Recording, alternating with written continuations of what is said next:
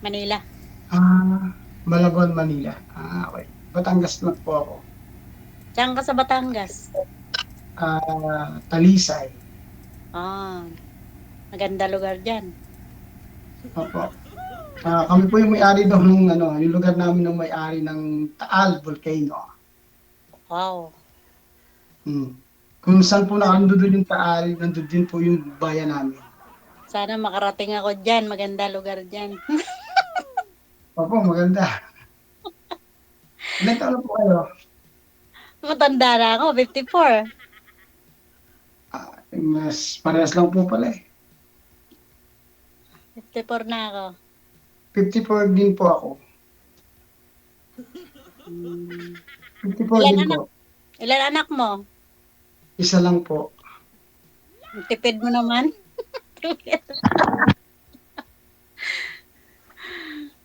Kamusta ang Okay. buhay?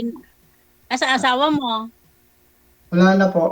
Magto 2 years na po siyang patay sa June 21. Oh, Sa June 21 po. Magdadalawang taon na. ako 3 years sa August. Ah, Balo din ako.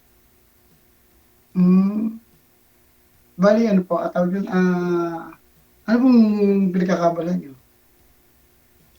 Wala ako diyan sa Pinas, Wala kayo sa Pilipinas. Nasaan po kayo ngayon? Hong Kong. Nasa Hong Kong. Ang Hong Kong ay plus 852 na ang ano doon, di ba? Ah, 852. mm, code number. Ibig sabihin matagal na ako kayo dyan? Sagad po yung 16 ulo, ma'am. years. Yung ulo niyo po, ma'am, sagad. Putol. 16 years. Matagal na. Di ko kayo 16 years. nagsasawa dyan. Di ko kayo Ha? nagsasawa dyan. Di ko kayo nagsasawa dyan, ha? Nakakasawa sa Pilipinas, walang pagkakitaan eh. Ah, okay. Yan. Ikaw, ano pinagkakabalahan mo diyan? Payaman pa. Ako may negosyo po ako dito sa amin. Ano negosyo nyo? Quail farm. Oh, ang galing naman. Yan po. Lahat po ng ibang business ko, tinanggal ko na para hindi ako masyadong mahirapan dahil, nag-iisa lang po kasi ako sa buhay ngayon. May bahay Boring ako, ano? wala akong kasama, nag-iisa lang ako. Boring ano? Boring. Anong farm po yun, sir? Anong klaseng farm?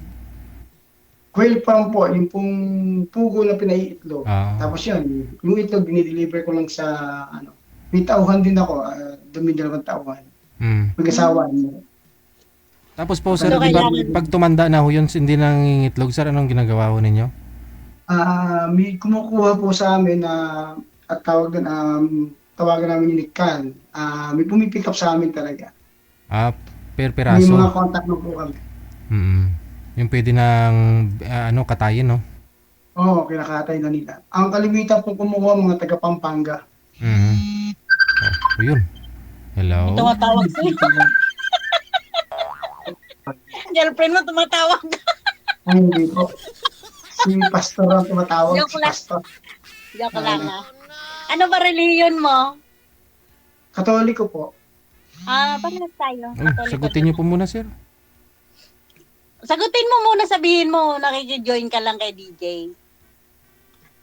Hindi, mamaya na po. Pwede na po ako mag-return call. Kasi first time ko lang po nakasali dito. First time. Ako pangalawa na. Natutuwa ako rito kay DJ, tsaka lagi ako nanonood. Lagi ako nanonood. Marami akong nakikitang Ako nanonood din naman po ako. Kaya lang yung pag natutulog na ako, isa kong pinapanood. Hanggang sa makakantok na ako, alisin ko na yung cellphone. Intok na. Tapos nag-message na ako, DJ, sali mo naman ako dyan. Ako, ngayon po lang ako nagpasali. Ngayon lang din po. Hindi pa ho kayo nagka-girlfriend o kalibin ulit mula ho nung namatay yung misis mo? Po, kasi plan ko po talaga 2 years na wala yung asawa ko bago ako maghanap. Yung anak niyo po, ilan? Isa lang po, pero may pamilya na rin siyang kanya. May bahay na rin siyang kanya. Binigyan namin siya ng kanyang bahay. Babae? Ayan. Lalaki? Nag-isa lang ako dito sa bahay. Mm. May dalawa na rin po akong apo. O tipid ng apo mo ha. Ako, 6 na apo ko. Dalawa lang po yung sa akin. Isa lang naman yung anak ko eh. Lalaki po yung aking anak. Ah, lalaki. Yun po. Yung garahe ng bahay ko, yung sa likod, may garahe ako pang isang garahe. Binigay na namin sa kanya para gawin ng bahay. Oh. Para may sarili silang bahay. Mm. Yun, Galing. kaya nag-iisa lang ako dito sa bahay. Mm. Mas gusto ko rin nag-iisa ako sa bahay. Yun. Para tahimik, Mm. matipid sa pagkain. Minsan, Kailangan mo nang maghanap para merong ano. pwede hindi na magsaing, nag-iisa lang. Ah. May nakakain. No.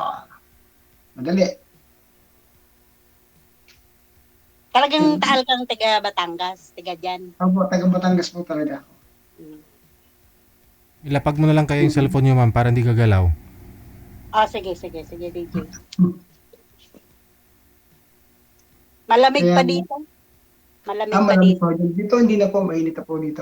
Hanggang April pa. Last month, malamig na malamig. Yung last month. Bali saan po kayo dito sa Pilipinas? Malabon.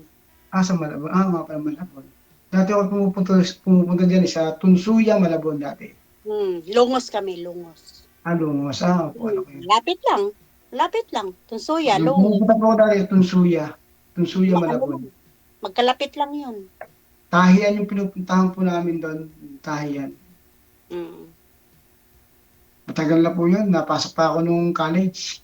Mm. So maganda takbo ng negosyo mo. Hindi. Okay naman po. Naglalakad. Kasi nag-iisa naman po ako eh.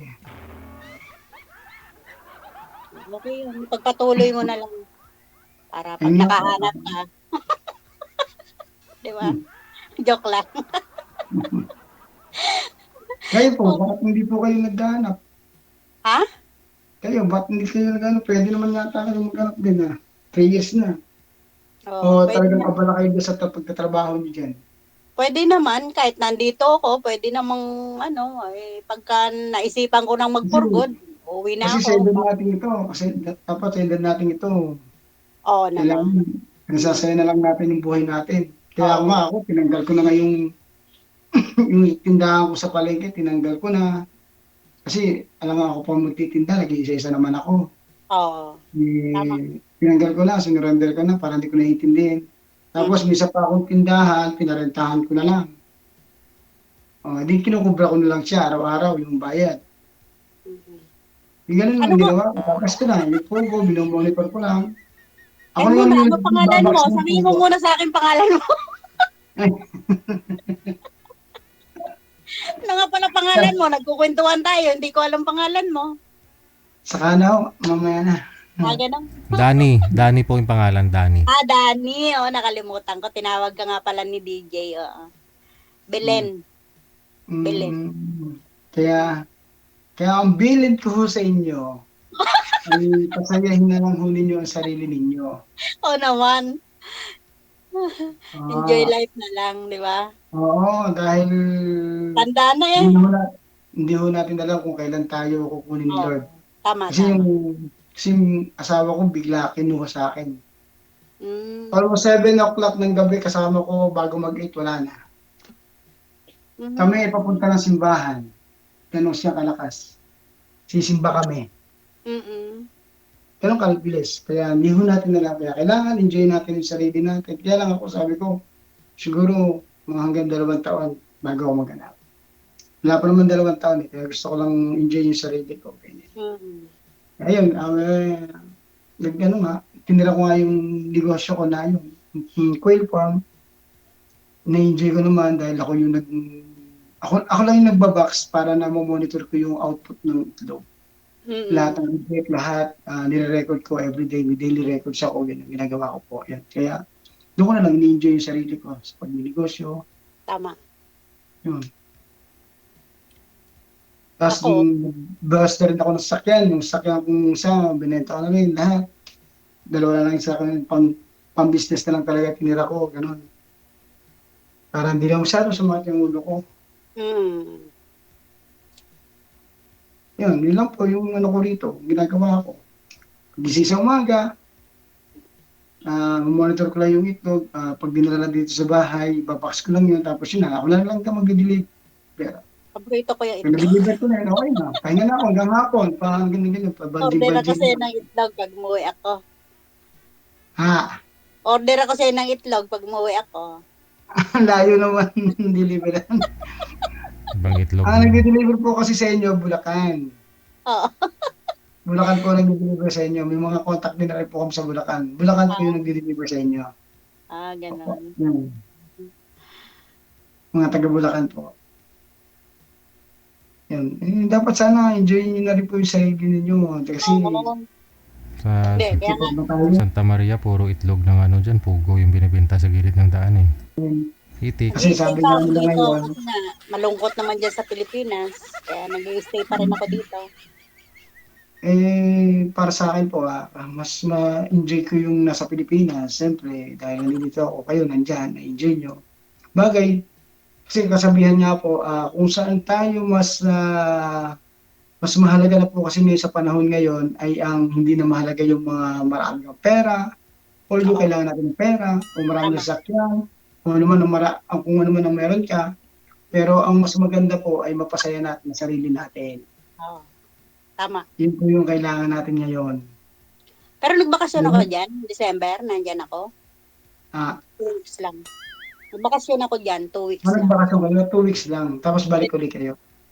Mabalik ulit ako. Ninyo, Wow. parang nakakabitin mo na. Kasi gusto niyo pong makasama yung mga kamag-anak niyo, kakilala niyo, kaibigan niyo, barkada niyo. Alis na Hindi. ulit kayo. Hindi ako, yung 6 years ako hindi nakauwi. Pinauwi ako ng mga anak ko para dyan magpasko, New Year. Hmm, January 5, bumalik uli ako dito. January 5, bumalik na ulit kayo. Naku, di ilang taon na ulit kayo, 6 na taon na ulit kayo dyan. Ay, hindi.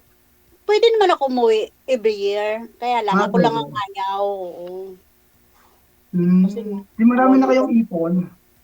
Hindi naman. Hindi naman. Ano ba ubong bansa yan? Anong bansa? Hong Kong, di ba? Hong Kong, ano? Anong trabaho niyo ho dyan? Nag-aalaga ng lola. Nag-aalaga ng lola. Lola na rin ako, pero nag-aalaga ako ng lola. Hmm. Dapat sana inaalaga na lang ninyo apo. Oo. Hindi. Gusto ko mag-alaga ng lola. Yan, minsan sumusundo ako sa akin apo. Minsan sumusundo po ako sa akin apo. Sa school. Yun, gano'n na lang yung ginagawa ko. Kausapin ako ng aking anak. Sasabihin niya, tatay, o yan, antok na. Kayo na ang susundo kay sa anak ko, sa akin apo. Ako na pala susundo niya. Kasi nasa call center siya eh. Call center siya. Kaya, yung tutulog na yun. Ako na nasundo sa akin apo. Yun, gano'n na lang yung buhay ko, araw-araw, ganyan. Basta, sa pagdating ng Friday, nasa simbahan lang ako. Yun lang yun. Hindi ako umalis ng bahay. Kasi Friday ng hapon, nasa Maganda simbahan. na routine ng buhay mo, ah. Yun po yung routine ng buhay ko. Gusto ko yung routine ng buhay mo. Maano ka sa simbahan, oo. Gusto ko yan. Mag-iiba yan kung may asawa na. DJ. Bibili, ano ba? So, Tuesday, ano po yan? solo flight lang eh, kaya ganun yung routine niya eh. Solo po talaga ako. Yun, ginagawa ko, yung palibot ng bahay ko, nililinis ko na lang, ganyan. Nagkatanim ko ng mga halaman. Yung ginagawa ko. Yes, pero pag umaga, nag-walking ako. Naglalakad ako pag umaga. Maganda yan, exercise. Pag umaga, nag-walking lang ako.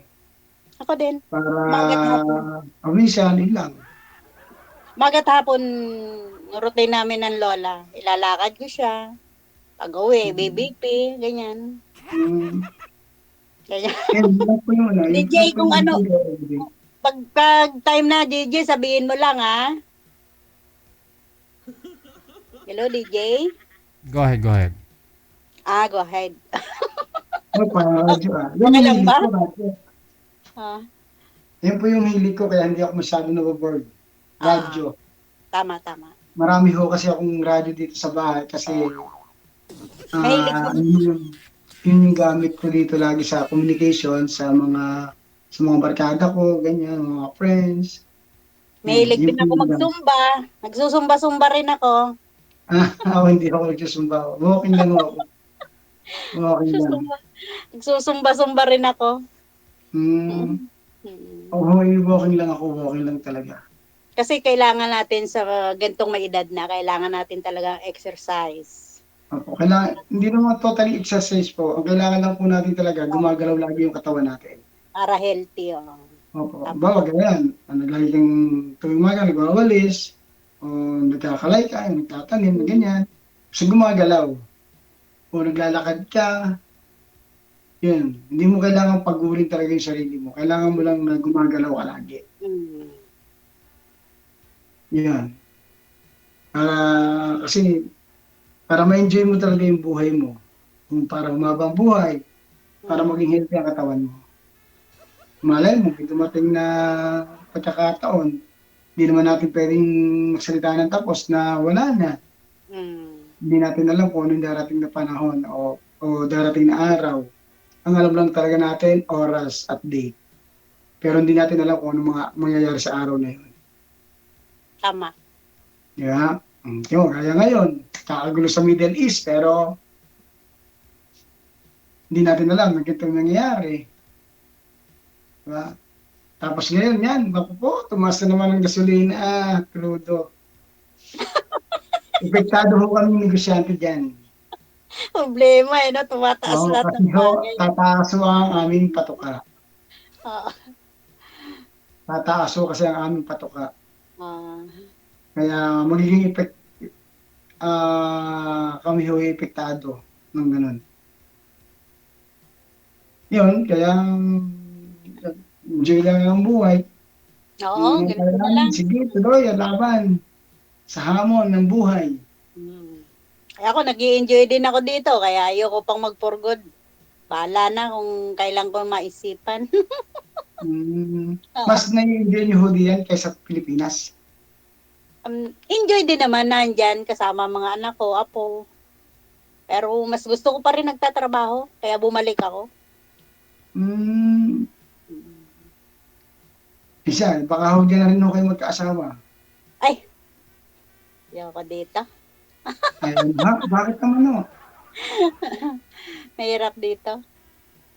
Trabaho lang, tapos uwi na dyan. Ganyan lang. Basta ito lang ang tatandaan nyo.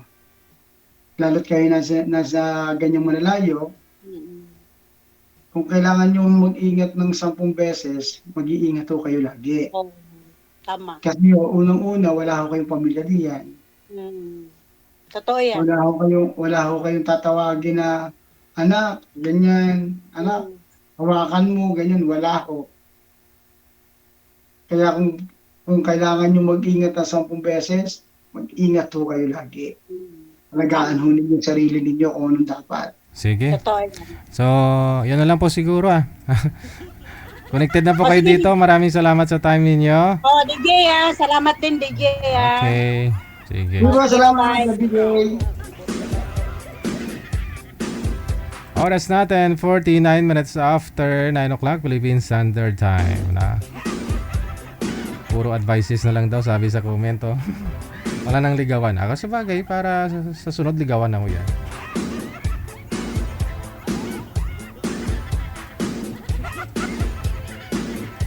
Pinakilala pang isa't isa.